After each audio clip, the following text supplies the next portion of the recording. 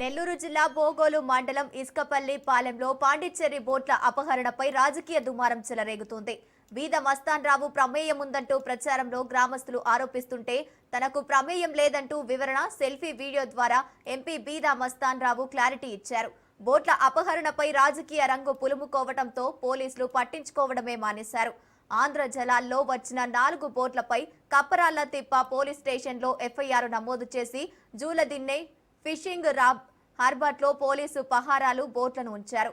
బోట్ల అపహరణలో CI Paparao ప్రమేయం కూడా ఉందంటూ స్థానిక మత్స్యకారులు ఆరోపిస్తున్నారు.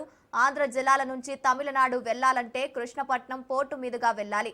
కృష్ణపట్నం పోర్టులో కోస్టు గార్ల అలర్టు చేసిన పోలీసు శాఖ అలసత్వం ఊహించినట్లు సమాచారం.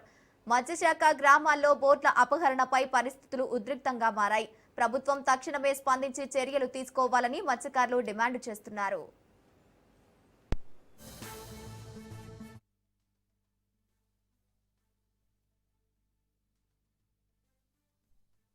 మత్స్యకారుల గ్రామాల కాపులు, పెద్ద మనుషులు, మహిళలు, యువతకి తమిళనాడు బోట్ల విడుదల విషయంలో నాపై వస్తున్న ఆరోపణలకు సోషల్ మీడియా ద్వారా జరుగుతున్న అసత్య ప్రచారాలను ఖండిస్తూ వాస్తవాలను మీకు తెలియపరచదలుచుకున్నాను. గత 8 మాసాలుగా తమిళనాడు బోట్ల విషయంలో తమిళనాడు బోట్ల ఓనర్లకు మన మత్స్యకార గ్రామాలకు జరుగుతున్న వివాదంలో నేను ఏ అధికారితో కానీ మత్స్యకార పెద్దలతో కానీ ఇంతవరకు మాట్లాడటం జరగలేదు. ఇతర రాష్ట్రాల బోట్ల విషయంలో శాశ్వత పరిష్కారం కోసం నెల్లూరు జిల్లా మత్స్యకారులు ఉమ్మడిగా నిర్ణయం తీసుకున్నారని, ఆంధ్రప్రదేశ్, తమిళనాడు ప్రభుత్వాలు శాశ్వత పరిష్కారం చూపాలని చెప్పి మీరు చేస్తున్న పోరాటానికి, మీ మనోభావాలకి, ప్రయోజనాలకి విరుద్ధంగా నేను ఏనాడు ప్రయత్నం చేయలేదు, చేయబోను. ప్రజాసేవలో నిమగ్నమైన నాపై ఇలాంటి నిరాధార ఆరోపణ చేయడం దురదృష్టకరం, చాలా బాధాకరం. మత్స్యకారుల సంక్షేమం కోసం నేను నిరంతరం కృషి చేస్తున్నాను. మన జిల్లాలో చేపట్టిన అనేక అభివృద్ధి మరియు మత్స్యకార సంక్షేమ కార్యక్రమాల కోసంగా మత్స్యకారులకు చేస్తున్న సేవ మీ అందరికీ తెలిసిందే. నా జీవితంలో మత్స్యకార గ్రామాల ప్రయోజనాలకు, ప్రతిష్టకు భంగం కలిగించే పొరపాట్లు ఎప్పుడు చేయలేదు. పాండిచ్చేరి బోట్ల అపహరణపై మరింత సమాచారం మా ప్రతినిధి చరిత్ కుమార్ ఫోన్ ద్వారా అందిస్తారు. చరిత్ కుమార్. Thank you Gangotri. అయితే ఇక్కడ ఏదైతే పాండిచ్చేరి బోట్ల అపహరణకు సంబంధించి కీలకమైనటువంటి అంశాన్ని మనం ఇప్పుడు చర్చించుకోవాలి. ఏదైతే 4 బోట్లు 8 నెలల క్రితం ఆంధ్ర జలాల్లోకి ప్రవేశించడంతో మత్స్యకారులు వాటిని బంధించి జువల్దిని ఫిషింగ్ హార్బర్ తీసుకొచ్చారు. దీనిపై కప్పరాల తిప్ప పోలీస్ స్టేషన్ లో కేసు నమోదు చేశారు. ఎఫ్ఐఆర్ నమోదయ్యింది. ఆనాటి నుంచి కూడా ఇవి పోలీసు పహారాలో ఉన్నాయి. 3 షిఫ్ట్లుగా కూడా పోలీసులు వీటికి పహారా కాస్తున్నారు. ఇంత పకడ్బందీ పోలీస్ వ్యవస్థలో వీటికి రక్షణగా ఉన్నటువంటి ఈ బోట్లని తస్కరించడంలో ఖచ్చితంగా కూడా పోలీసులు దీనికి సహకరించారు. పోలీసుల యొక్క ప్రమేయం ఉందంటూ కూడా మత్స్యకారులు ఆరోపణలు చేస్తున్నారు. అంటే సిఐ స్థాయిలో ఉన్నటువంటి పాపారావు అనేటువంటి వ్యక్తి దీనికి సహకరించారంటూ కూడా మత్స్యకారులు 2 రోజులుగా వీడియోలు రిలీజ్ చేస్తున్న పరిస్థితి. అయితే మీడియాకు సంబంధించి ఏదైతే దీనికి సంబంధించి అనేకమైన ఆరోపణల నేపథ్యంలో బీదా మస్తాన్ రావు రాజ్యసభ సభ్యుడిపై కూడా దీనిపై ఆరోపణలు వచ్చినటువంటి నేపథ్యంలో ఆయన సెల్ఫీ వీడియో విడుదల చేసి దీనికి వివరణ కూడా ఇచ్చారు. అయితే దీంట్లో మనం కీలకమైన అంశాన్ని దీన్ని ఒకటి గుర్తించాల్సిన పరిస్థితి ఉంటుంది. ఒకవేళ మత్స్యకారులకు సంబంధించినటువంటి గ్రీవెన్స్ పొలిటీషియన్స్ గ్రీవెన్స్ చేస్తుంటారు. వాళ్ళు గ్రీవెన్స్ అడ్రస్ చేసినప్పుడు దానికి సంబంధించినటువంటి చిన్నపాటి ఇది కూడా జరుగుతుంటాయి. కానీ ఇక్కడ ఏదైతే బోట్ల అపహరణ ఖచ్చితంగా కూడా వీటిని మనం దీన్ని మెయిన్ పాయింట్ గా తీసుకోవాల్సిన పరిస్థితి ఉంటుంది. పోలీస్ పహారా ఉన్నటువంటి 4 బోట్లు అపహరణకు గురైన తర్వాత కృష్ణపట్నం పోర్టు అక్కడ కోస్ట్ గార్డును దాటాల్సిన పరిస్థితి ఉంటుంది. అప్రమత్తమైనటువంటి పోలీసులు మళ్ళీ తమిళనాడు జలాల్లోకి వెళ్లేదానికి కూడా వాళ్ళకి దగ్గర చాలా టైం పడుతుంది. ఇంత లోపల కూడా ఎందుకు వీళ్ళు అలర్ట్ కాలేకపోయారు అనేది పలు కోణాల్లో దీంట్లో మాత్రం ఖచ్చితంగా పోలీసుల యొక్క ప్రమేయం మనకి ప్రధానంగా కనిపిస్తుంది.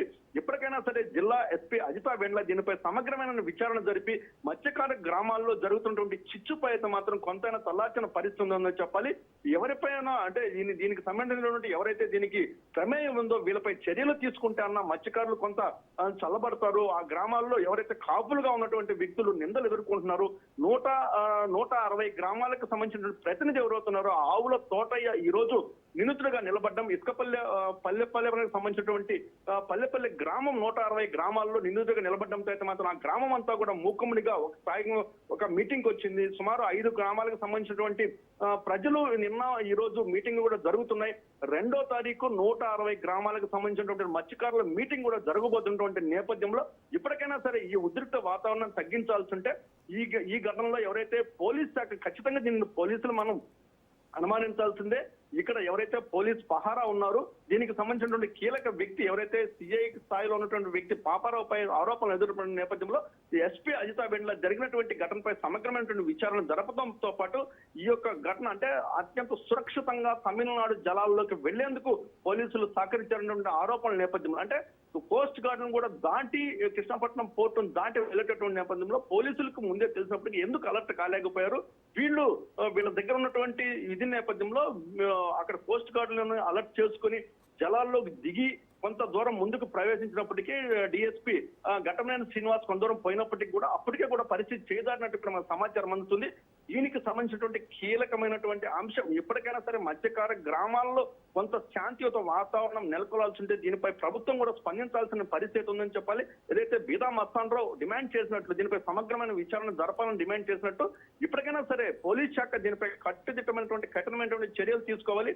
దువల్జన ఫిషింగ్ హార్బర్ లో డే 1 నుంచి లాస్ట్ మినిట్ వరకు కూడా ఏం జరిగింది, లోకేష్ పర్యటన నేపథ్యంలో ఎలాంటి సూచనలు తీసుకున్నారు అంటే ఈ బోట్లను అంటే ఫస్ట్ జాలర్లు తీసుకొచ్చినప్పుడు జువల్దని ఫిషింగ్ లో దీంట్లో పూర్తిగా కూడా ఇంజిన్ ఆయిల్ తో పాటు తీసేయడంతో పాటు గేర్ రాడ్ ను కూడా వాళ్ళు డ్యామేజ్ చేశారు. దాన్ని వెళ్లకుండా అంటే 5 రోజులు అక్కడే తమిళనాడు మత్స్యకారులు అక్కడికి వచ్చారు, వాటిని రిపేర్ చేసుకున్నారు.